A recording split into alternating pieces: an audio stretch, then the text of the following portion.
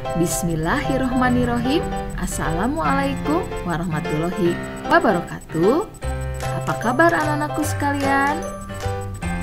Mudah-mudahan kalian selalu ada dalam lindungan Allah Subhanahu wa Ta'ala dan juga selalu ada dalam kesehatan ya. Amin ya robbal alamin. Baiklah, kali ini Ibu akan memberikan materi tentang tema 1, subtema 3 dengan muatan pembelajaran IPS kompetensi dasar 3.1. Adapun tujuan dari pembelajaran ini adalah setelah melaksanakan pembelajaran mandiri, kalian akan bisa mengidentifikasi kondisi geografis pulaumu berada dan mengetahui pengaruh kondisi geografis Indonesia sebagai negara maritim terhadap kehidupan masyarakat Indonesia.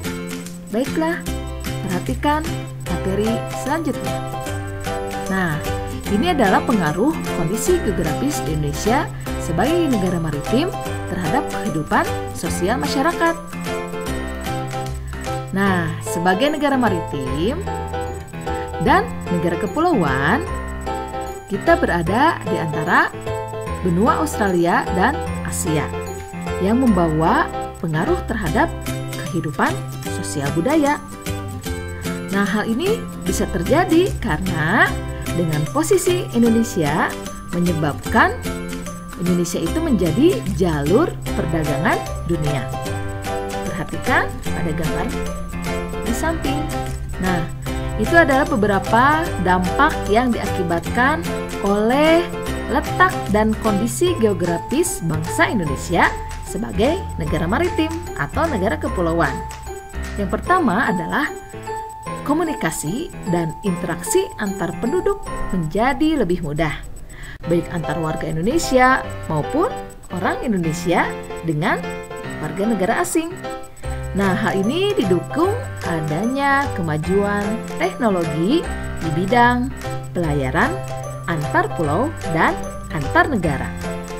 Yang kedua adalah terjadi pembaruan, pencampuran atau peleburan nilai-nilai antar pulau dan antar negara. Yang ketiga adalah munculnya perkampungan etnis tertentu seperti Pecinan dan juga Kampung Arab. Yang keempat adalah terjadi perubahan perilaku masyarakat karena pulau atau pengaruh masuknya pola dan nilai perilaku dari pulau, dari daerah maupun negara lain. Yang kelima adalah terjadinya perpindahan ilmu, pengetahuan, dan juga teknologi. Selanjutnya, ini adalah beberapa pengaruh kondisi geografis Indonesia terhadap kehidupan ekonomi masyarakat. Yang pertama, terbukanya lapangan pekerjaan masyarakat di bidang wisata bahari. Yang kedua adalah terciptanya lapangan pekerjaan pengolahan sumber daya alam laut seperti ikan, karang, garam, dan lain-lain. Lalu, yang ketiga, terbukanya lapangan pekerjaan di bidang jasa transportasi laut antar pulau. Selanjutnya adalah lapangan pekerjaan di daerah pantai. Apa sih pekerjaan yang ada di daerah pantai? Misalnya, yang pertama adalah nelayan. Yang kedua, petani garam. Yang ketiga adalah petani rumput laut. Yang keempat, peternak udang. Dan yang kelima adalah penyedia jasa wisata bahari. Selanjutnya ada beberapa lapangan pekerjaan di daerah dataran rendah. Seperti apa ya? Nih, ada petani pesawahan. Seperti pada gambar berikut. Selanjutnya ada pekerja kantor. Adapun petani palawija dan juga pekerja pabrik. Itulah pekerjaan di daerah dataran rendah. Selanjutnya adalah pekerjaan di dataran tinggi. Misalnya, ada petani perkebunan kopi, teh, atau coklat. Ada juga penyedia jasa wisata, panorama, dan camping. Selanjutnya ada juga penyedia jasa wisata, sumber air panas, dan juga ada penambang belerang. Anak-anak sekalian, inilah Pulau Indonesia. Nah, apa sih pengaruh kondisi geografis Indonesia terhadap kehidupan budaya masyarakat? Nah, ada dampak positifnya dan juga ada dampak negatif. Bagaimana dengan dampak positifnya? Nah, ini memudahkan komunikasi dan interaksi antar masyarakat. Lalu, ada juga pengaruh budaya yang baik dari dalam atau luar daerah sehingga memperkaya keberagaman budaya. Bagaimana dengan dampak negatifnya?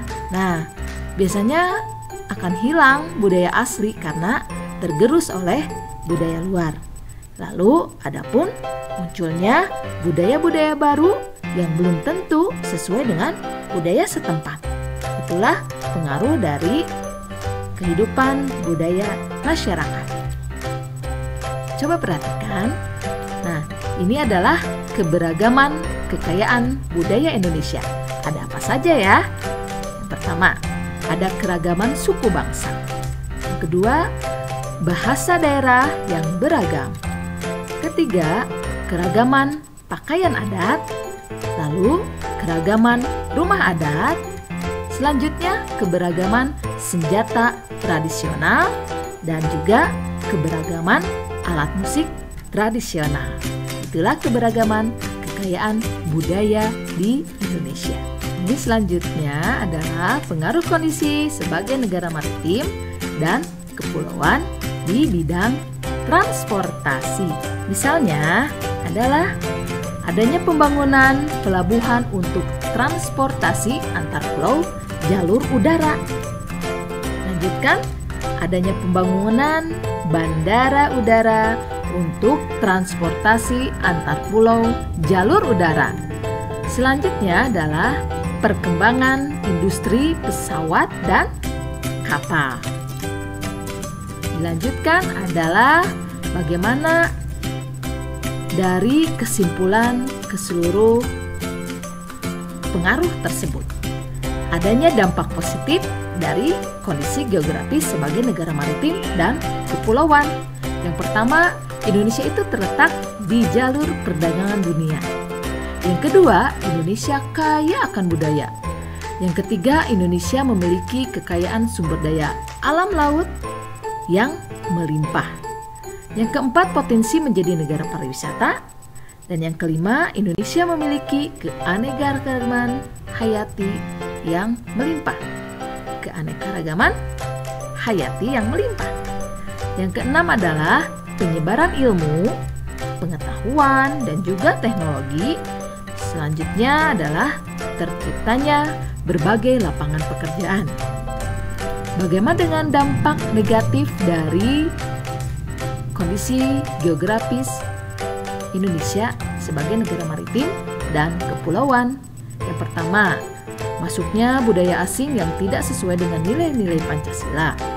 Dan yang kedua, banyaknya pencurian ikan oleh nelayan asing di perairan Indonesia.